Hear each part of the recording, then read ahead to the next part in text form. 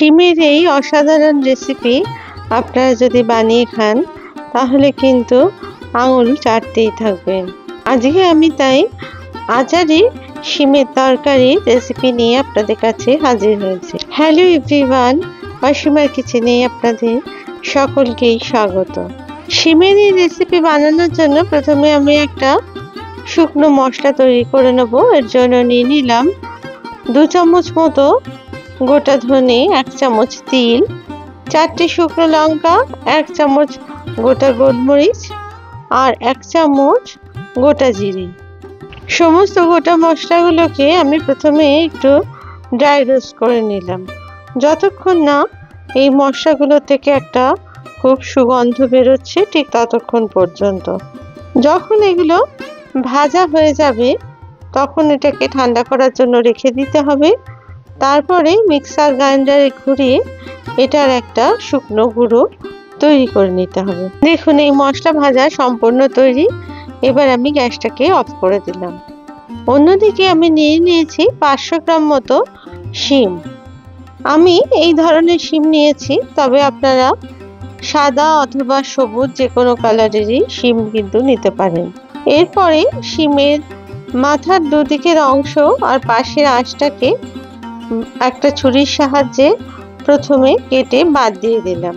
ভালো করে এই সাইডের অংশগুলো যদি না ছাড়ানো হয় তাহলে এই আঁশগুলো রান্না করার পরে মুখে লাগে আর খেতে কিন্তু তখন ভালো লাগে না।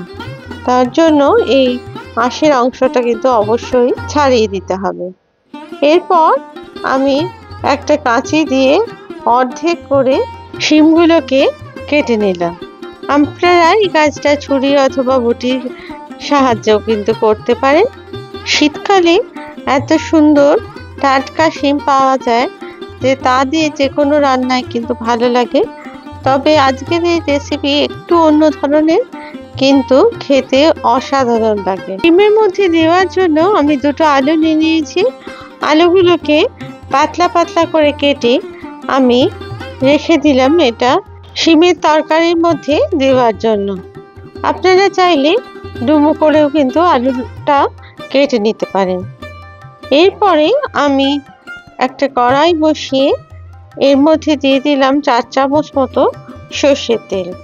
সর্ষের তেলটা যখন ভালো মতো গরম হয়ে গেল তখন আমি দিয়ে দিলাম আলুর টুকরোগুলোকে। প্রথমে আলুর টুকরোগুলোকে একটু ভালো করে ভেজে নিতে হবে, কারণ আলু সেদ্ধ হতে একটু সময় লাগে বলে আমি এগুলোকে প্রথমেই একটুখানি ভেজে নিলাম। আমি এখানে মাত্র 2টো আলু ব্যবহার করেছি। আপনারা চাইলে আরও 2টো আলু অবশ্যই কিন্তু ব্যবহার করতে পারেন। ভাজা হয়ে গেলে এগুলোকে তুলে নিলাম একটা প্লেটে। আলুগুলো তোলা হয়ে গেলে ওই তেলের মধ্যে দিয়ে দিলাম 1 চামচ মতো কালো জিরে আর দিয়ে দিলাম 25 গ্রাম মতো রসুনের কুচি। রসুন কুচিগুলো কিন্তু খুব ভালো করে ভেজে নিতে হবে, একদম লাল করে, যাতে কাঁচা গন্ধ না থাকে রসুন কুচির মধ্যে। আর এর মধ্যে দিয়ে দিলাম অর্ধেক করে কাটা 3টে চিরা কাঁচা লঙ্কা। কাঁচা লঙ্কাটাও রসুনের সাথে ভেজে নিলাম। তারপরে দিয়ে দিলাম 2টো মাঝারি সাইজের টুকরো করে কেটে রাখা টমেটো। টমেটোটাকেও খুব ভালো করে ভেজে নিতে হবে, যতক্ষণ না টমেটোটা একদম পুরোপুরি ভালো মতো ভাজা হচ্ছে ঠিক ততক্ষণ পর্যন্ত। আর টমেটোর মধ্যে যেন কোনো কাঁচা গন্ধ না থাকে। ভালো করে ভাজা হয়ে গেলে তারপরে এর মধ্যে দিয়ে দিলাম শিমের টুকরোগুলোকে। এরপর সমস্ত সবজিগুলো একসাথে ভালো করে ভাজতে থাকলাম। যেহেতু শিম খুব সহজেই সেদ্ধ হয়ে যায়, তার জন্য শিমটাকে কিন্তু একদম সবার শেষেই দিলাম। ভালো করে শিমটাকে নাড়াচাড়া করে তারপরে আমি এর মধ্যে দিয়ে দিলাম আলুর টুকরোগুলোকে। আলুর টুকরোগুলোকেও এই সমস্ত সবজির সাথে একই সাথে ভাজতে থাকলাম। এই সময় কিন্তু গ্যাসটা কিন্তু একদম হাইতেই রাখতে হবে, কোনো লো বা মিডিয়াম করা চলবে না, কারণ তাহলে সবজির থেকে জল বেরিয়ে সবজির যে ক্রাঞ্চি ভাবটা সেটা নষ্ট হয়ে যাবে। এরপরে এর মধ্যে আমি দিয়ে দিলাম 1.5 চামচ মতো নুন নুনটা আপনারা অবশ্যই আপনাদের স্বাদ অনুযায়ী দেবেন। আর দিয়ে দিলাম হাফ চামচ হলুদ গুঁড়ো আর 1 চামচ কাশ্মীরি লাল লঙ্কার গুঁড়ো। এটা শুধুমাত্র সুন্দর গন্ধ আর রঙের জন্য কিন্তু আমি ব্যবহার করলাম। এই আচারি শিম কিন্তু খুব সহজেই ঝটপট বানিয়ে নেওয়া যায়। আর এটা রান্না করার সময় খেয়াল রাখবেন আঁচটা যেন বাড়ানোই থাকে। আর এটা কিন্তু অনবরত নাড়তে হবে, না হলে যেহেতু কম তেল আছে তলায় ধরে যাওয়ার সম্ভাবনা থাকবে। অন্যদিকে দেখুন মশলাটা আমি গুঁড়ো করে নিয়েছি, তবে আমি একদম মিহি গুঁড়ো করিনি, একটু ক্রাঞ্চি ভাব যাতে থাকে সেই মতো তৈরি করেছি, ঠিক যেমনটা আচারে দেওয়া হয় ঠিক সেই রকম। এরপরে ভালো করে নাড়াচাড়া করে আমি মিশিয়ে নিলাম। আর এর মধ্যে দিয়ে দিলাম মিক্সারটাকে ধুয়ে যেটুকু জল ছিল, এই 3 চামচ মতো সেটুকু জল দিয়ে দিলাম এর মধ্যে, দিয়ে মিনিট 5 জন্য একটু ঢাকনাটা দিয়ে দিলাম। এই সময় গ্যাসের আঁচ একটু মিডিয়াম রাখতে হবে।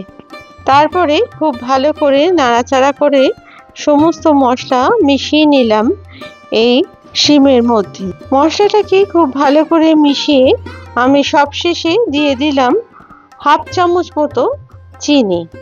আপনারা চিনির পরিবর্তে গুড়েরও ব্যবহার করতে পারেন। তারপরে সমস্ত উপকরণগুলো ভালো করে নাড়াচাড়া করতে থাকলাম যতক্ষণ না পাশ থেকে তেল ছাড়তে শুরু করছে। আমি এটা খুব কম তেলে রান্না করেছি, তবে আপনারা চাইলে তেলের পরিমাণটা আরেকটু অবশ্যই বাড়াতে পারেন। যেহেতু এটা আমাদের ঘরোয়া রান্না, তাই কম তেলই কিন্তু আজকে আমি ব্যবহার করলাম। আর আমার রান্না প্রায় শেষ পর্যায়ে এসে গেছে। সবশেষে দিয়ে দিলাম 1 চামচ মতো আমচুর পাউডার।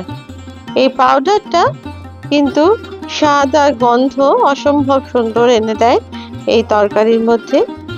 রুটি অথবা পরোটা অথবা ভাতের সাথে আপনারা অনায়াসে পরিবেশন করতে পারেন এই শিমের তরকারি।